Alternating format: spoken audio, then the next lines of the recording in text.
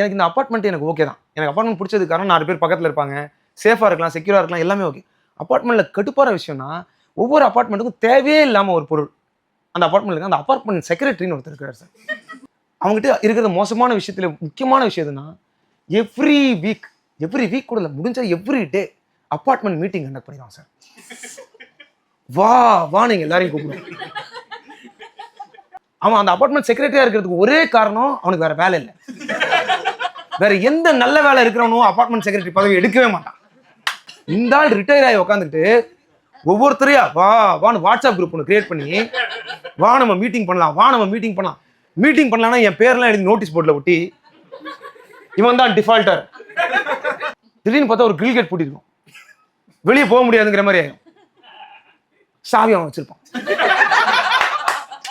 கதை தட்டி sir grill gate பூட்டிருக்குண்ணா உள்ள வாங்க அப்படின்னு சொல்லிட்டு படம் மீட்டிங் சார். இந்த எலியை பொறி வச்சு பிடிப்பாங்கல்ல, என்ன பொறி வச்சு கூட பிடிக்கல, பூட்டி பிடிச்சிட்டு போயிட்டான் சார். மேடம் இவன் அபார்ட்மெண்ட்ல இருந்த வரைக்கும் இவர்கிட்ட தப்பிக்கிறது மட்டும் தான் மேடம் வேலை.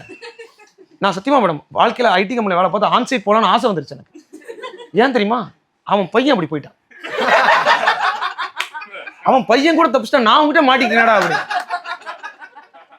எங்க வீட்டுல தண்ணி வரலனாலும் நான் பரவாயில்ல அட்ஜஸ்ட் பண்ணிடுவேன் சார்.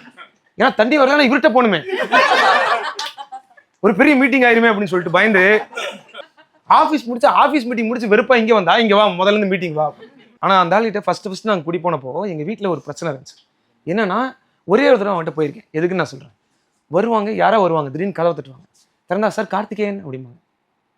இல்ல சார் கார்த்திகேயன் யாரும் இல்லை. திரும்ப மத்தியானம் யாராவது வந்து கதவை தட்டுறாங்க. திறந்தா கார்த்திகேயன் அப்படின்னா இல்ல சார் யாரும் இல்லை. திரும்ப 3 நாள் கழிச்சு திரும்ப கதவை தட்டுறாங்க. திறந்தா சார் கார்த்திகேயன். ஏய் கார்த்திகேயன் இங்க யாருமே இல்லடா. மாசம் 30 நாள்னா 60 தடவை கதவை தட்டுவாங்க சார். யார் கார்த்திகேயன். கடுப்பாயிருச்சு.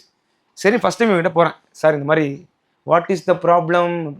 ஃபர்ஸ்ட் ஆஃப் ஆல் நீங்க இங்கிலீஷ்ல பேசுற, நானும் தமிழ் நீயும் தமிழ், எதுக்காக என்கிட்ட இங்கிலீஷ் பேச? இல்ல sir somebody is knocking the door and telling the Karthikeyan. Sir, who is Karthikeyan? What is Karthikeyan? Tell them you don't know Karthikeyan. Is this even a problem? Unnecessarily don't disturb me pa அப்படின்னு சொல்லிட்டு கதவை சாத்திட்டு போயிட்டான். எனக்கு வந்தது பாருங்க கோவம். இவனை பழி வாங்கி ஆகணும்னு அடுத்தல இருந்து கதவை தட்டி கார்த்திகேயன்னா அவன் வீட்டை காட்டி அதான் கார்த்திகேயன், அந்த வீட்டுக்கு போங்க. ஒவ்வொருத்தரும் அவன் வீட்டுக்கு கதவை தட்டி கார்த்திகேயன். செம டென்ஷன் எனக்கு.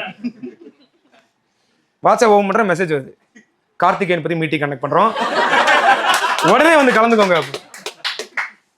சுத்தி இவனுக்கு என்ன பண்ணாலும் நான் தானே மாட்டுறேங்கிற மாதிரி.